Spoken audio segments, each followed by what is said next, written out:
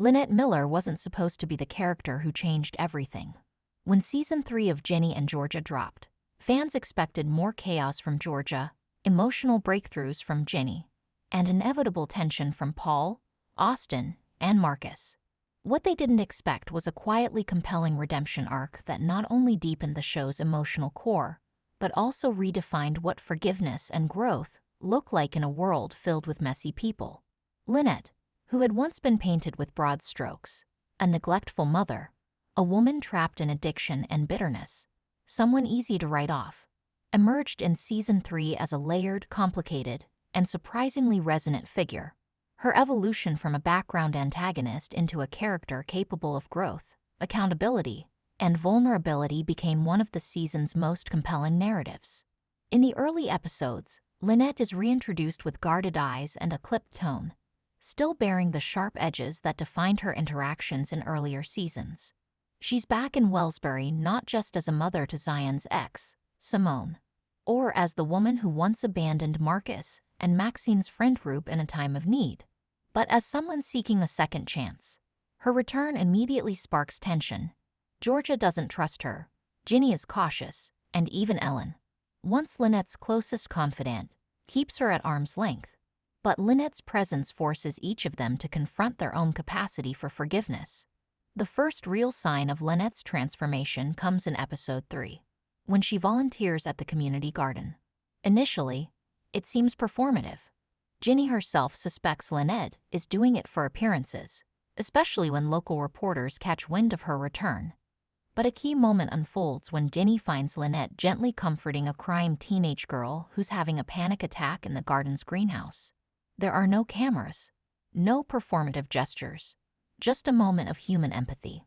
This marks a turning point not only for Lynette's character, but for the way others begin to perceive her. Marcus, who's been struggling with his mental health and coping with Georgia's increasingly erratic behavior, starts opening up to Lynette in the most unlikely places. First, in line at the coffee shop, then outside a school fundraiser. Their conversations are short, awkward, and filled with long pauses. But Lynette doesn't push. She listens. That's all Marcus needed. Episode 5 becomes a centerpiece of the season for Lynette's arc. It's the baggage brunch episode, where Ellen hosts a get-together for the moms of Wellsbury to talk candidly about parenting, trauma, and forgiveness. When it's Lynette's turn to speak, the room tenses. Everyone expects deflection or blame shifting. But instead, she delivers a raw, tearful confession about her addiction, the daughter she lost custody of, and the shame that made her push people away. "I didn't hate anyone," she says. "I hated myself, and I took that out on everyone who tried to love me." It's a standout moment, not only because of the writing, but because the performance grounds it with dignity. Lynette isn't asking for pity. She's demanding to be seen as someone trying, someone stumbling through the wreckage she helped create but determined to rebuild. By Episode 6, Ginny starts lowering her guard. Their scenes together remain tense, but there's a noticeable shift. Ginny invites Lynette to one of her poetry readings at the school, and when Lynette shows up early and sits in the front row, it means more to Ginny than she wants to admit. That reading, where Ginny performs a piece about generational wounds and women carrying the burdens of silence, hits Lynette like a freight train. Later, the two share a quiet conversation where Lynette admits she's been trying to write letters to her daughter, ones she hasn't sent yet. "You don't send them because you're scared of what she'll say back," Ginny tells her. "No," Lynette replies. "I'm scared she won't say anything at all." This moment crystallizes the essence of her arcs. Growth doesn't guarantee redemption. It only opens the door to it. Whether others walk through that door is beyond your control. Season 3 doesn't sanitize Lynette. She still makes questionable choices. In Episode 8, she almost relapses after an intense confrontation with Georgia over Austin's behavior. But instead of spiraling, she reaches out to Marcus, of all people. She shows up at his garage unannounced, sits in the passenger seat of his truck, and says, "I need to not be alone tonight." He doesn't respond. He just hands her an old mixtape and drives. That drive through the quiet backroads of Wellsbury becomes one of the most subtly powerful scenes of the season. No dialogue, just two people trying to keep each other from breaking. The writers handle Lynette's past with care. refusing to erase the damage she's done while still giving her the space to be more than her worst choices. That balance makes her interactions with Ellen some of the richest material in Season 3. Their friendship, once fractured by resentment and silence, begins to mend when Ellen admits she missed having someone who didn't pretend everything was fine. In Episode 9, Lynette finally mails one of the letters to her daughter. She doesn't get a response. Instead, she gets a call from a social worker who says her daughter read the letter and is considering speaking to her. The scene ends with Lynette standing in her kitchen, phone in hand, crying silently. No music. No dramatic montage. Just stillness. The finale delivers the payoff. Lynette gets a 5-minute phone call with her daughter. We only hear one side of it, but it's enough. The tremble in Lynette's voice, the whispered "I don't expect anything, I just wanted you to know I'm here now," is devastating in its honesty. After the call, she goes to the community center, where Ginny is hosting a youth mental health fundraiser. She doesn't tell anyone what happened. She just rolls up her sleeves and starts stacking chairs. Her story closes not with a dramatic hug or teary reunion, but with quiet resilience. That's what makes her redemption arc so different and so necessary. It's not loud. It's not clean. It's not even guaranteed. It's just real.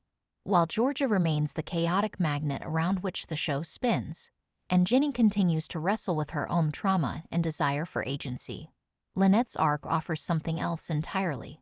The reminder that change is possible, even for the people we've written off. Especially them. It's also a subtle commentary on how women are allowed to be broken differently on screen. Georgia's sins are often softened by her charm. Ginny's mistakes are framed as the trials of coming of age. But Lynette? She's been judged, discarded, and branded irredeemable. Watching her rebuild herself, one painful step at a time, becomes a radical act of storytelling. The writers clearly knew what they were doing by centering a quieter redemption story amid all the show's louder plotlines. With all the murder, romance, and town gossip, it would have been easy for a character like Lynette to fall by the wayside. But instead, they gave her space.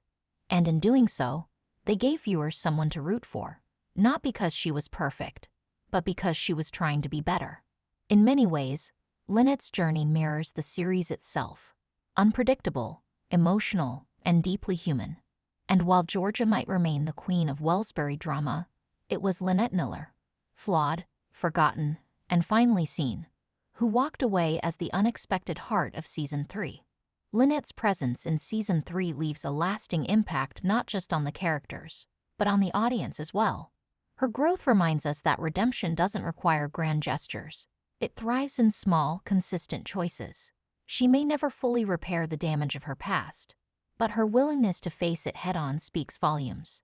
In a show packed with drama and secrets, Lynette's quiet transformation stands out as one of the most authentic and emotionally rich storylines. By the season's end, she's not redeemed because everyone forgave her. She's redeemed because she finally chose to forgive herself. Ginny and Georgia Season 3 gave us twists, emotional breakthroughs, and classic Georgia chaos. But it was Lynette Miller's unexpected redemption arc that quietly stole the spotlight. Once written off as a troubled, unreliable figure, Lynette returned with purpose, vulnerability, and a sincere desire to change.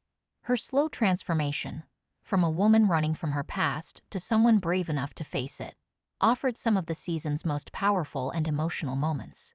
Whether she was comforting Marcus, reconnecting with Ellen, or bravely mailing that first letter to her daughter, Lynette showed us what true growth looks like. She didn't ask for applause. She just put in the work. While George's schemes and Ginny's self-discovery dominated the screen, Lynette's story was a refreshing reminder that even the most flawed characters deserve a second chance. And she didn't need a grand redemption speech or a perfect ending to earn it.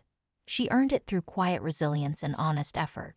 By the time the credits rolled on Season 3, fans weren't just talking about George's next move. They were praising Lynette's journey too. If there's one character we hope gets even more shine in Season 4, it's the one we never saw coming: Lynette Miller.